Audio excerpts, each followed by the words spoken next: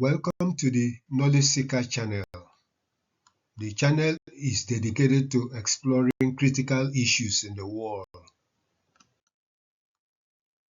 This presentation is titled Suggestions for Reducing Storm Damage in Valdosta City, Georgia. The purpose of this presentation is to achieve two goals. One, to explore the issue of having so many tall trees in an area that is a path for storms moving north from Florida during hurricanes, and two, to suggest ways to reduce or minimize the devastating impact of strong storms on residents and businesses in the city. This is the city of Valdosta in South Georgia.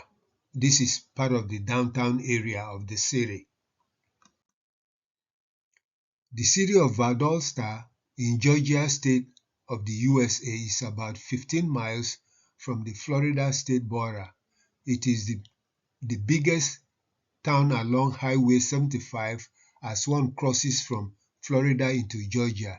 It is a very livable, people-friendly place that provides both urban and rural life simultaneously. It has a population of about 55,000 people. The city is rich in arts and culture and provides a high-quality environment for raising of children and for student development. It has some of the best primary and secondary educational facilities in the state of Georgia. Moreover, the city of Valdosta is the home of the Valdosta State University, a serene pillar for higher education. The city of Valdosta has a high degree of eco-friendliness, hence surrounds itself with nature, as trees and bushes or woods are consciously encouraged to grow and cultivated for birds and other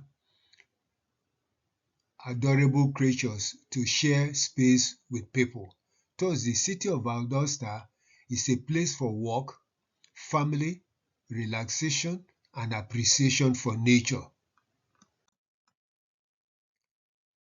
However, Valdosta lies on a path which seems to be a corridor for hurricane storms to pass through whenever they make a landfall at the Florida Big Bend region of the coast.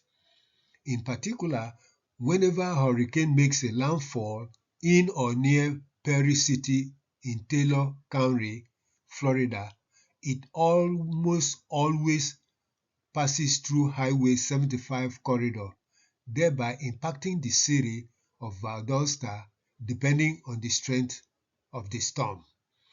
Since the city is filled with many tall trees and several houses are situated by the trees, it can be very impactful when a strong storm passes by.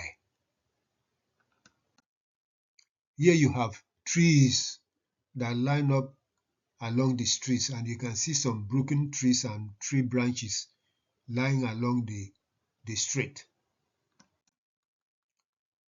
Now let's look at the relationship between tall trees, electrical power lines, and storms. A visitor to the city of Valdosta for the first time is likely to know the serene and beautiful nature of the city.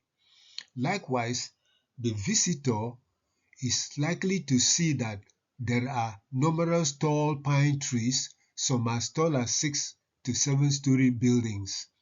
The visitor is also likely to see that several houses are surrounded by these tall trees. Some houses seem to be built in the bushes or woods and surrounded by trees. Moreover, many electrical power lines run along the streets with many tall trees nearby. Some lines actually seem to compete for space with the trees, hence pass below the branches or through them.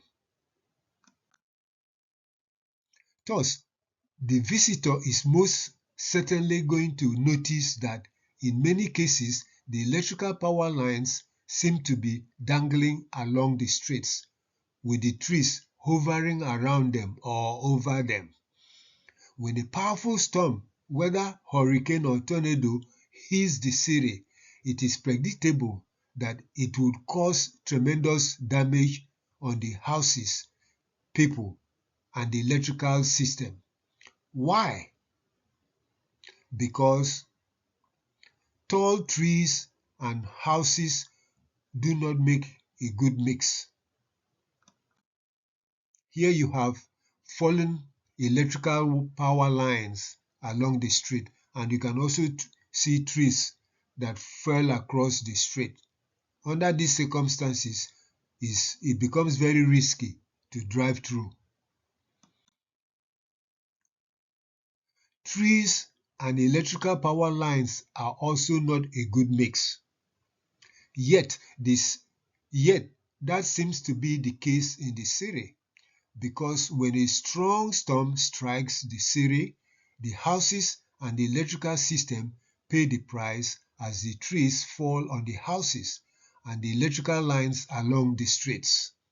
Sometimes people also pay the price with their lives when the trees fall on some of the houses and injure or kill people.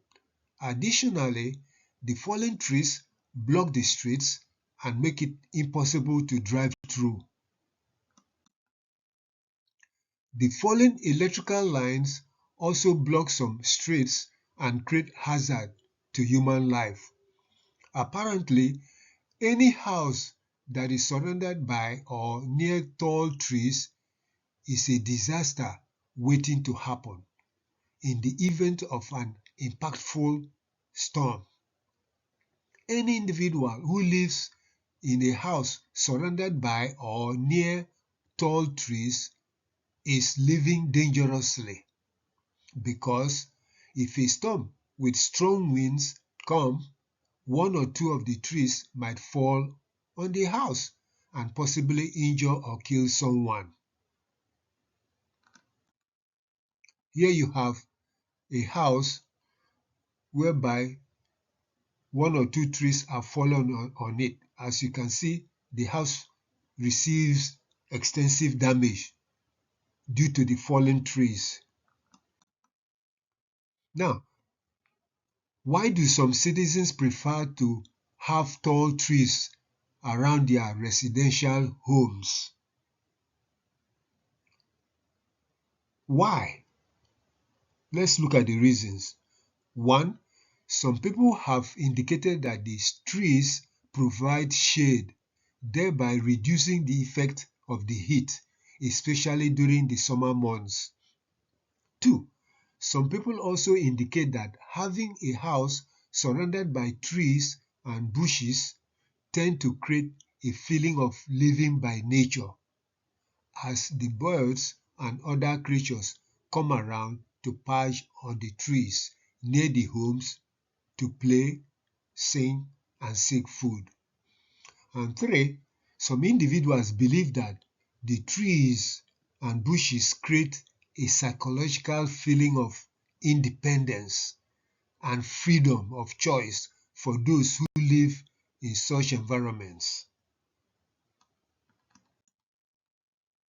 Now, let's examine the effects of three hurricane storms that passed through Valdosta City in the last 2 years. Regardless of the choice made, the situation is like a Russian roulette, since heavy storms tend to cause extensive damage when trees fall on houses or electrical power lines and or block the roads. It might be necessary to examine three major storm cases here.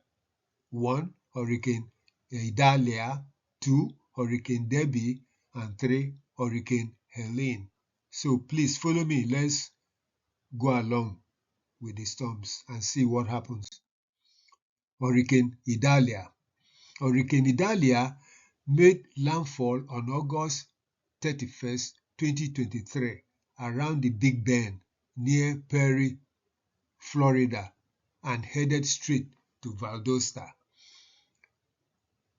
With a wind gust ranging from 80 to 90 miles, it unleashed massive deluge of rainfall and knocked down many trees. Likewise, numerous houses were partially destroyed by fallen trees. For about 3 to 5 days, many trees were impassable, or many streets were impassable because of fallen trees and electrical wires that blocked the roads. Electrical lines were scattered everywhere, thereby making it difficult to walk or drive. It took some residents more than a week to have electricity after the fallen power lines had been repaired in operations that went on for days and nights. Here you see fallen trees and power lines. You can see the street or the road is blocked. So it is dangerous even to walk by at this time when you see something like this. Here again you have trees falling on the streets with electrical lines also dangling along. The same thing happens here. Now let's look at Hurricane Deby. Hurricane Deby followed the path of Hurricane Idalia and made a landfall in the Big Bend coast of Florida on August 5th, 2024. It took the same path as Hurricane Idalia and headed straight to Valdosta and unleashed heavy downpour and destructive winds that destroyed many trees and houses. The electrical system was knocked down, thereby forcing the electrical companies to work frantically to repair the damages inflicted on the system. Again, the response was exactly like the one for Hurricane Idalia. Here you have trees falling down and literally blocking the road or the street. Let's look at Hurricane Helene.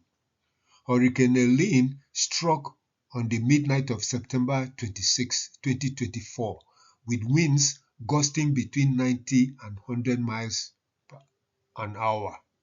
It inflicted terror, destruction, injuries, and death in Valdosta City.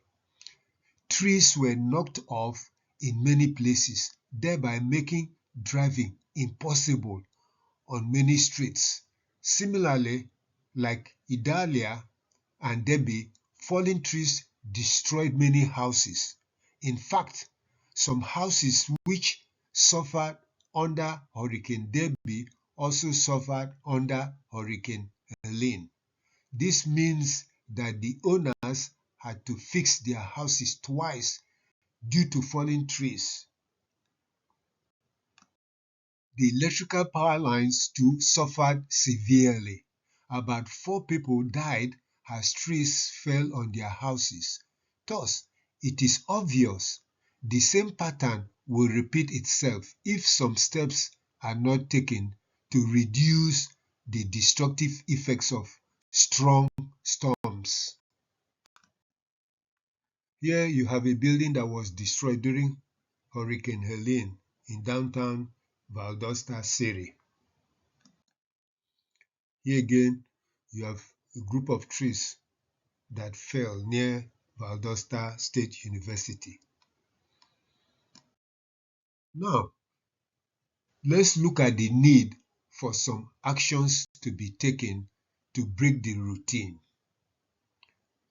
More than at any other time, the fact that 3 major hurricanes passed through Valdosta and inflicted considerable damage on homes and businesses and put people through tremendous stress necessitate some actions to be taken by city officials and possibly those of the Lawrence County to develop a plan to minimize the effects of strong storms. Indeed, some actions need to be taken. Why? Here you have a big tree that fell across the street or the road. This is a big tree.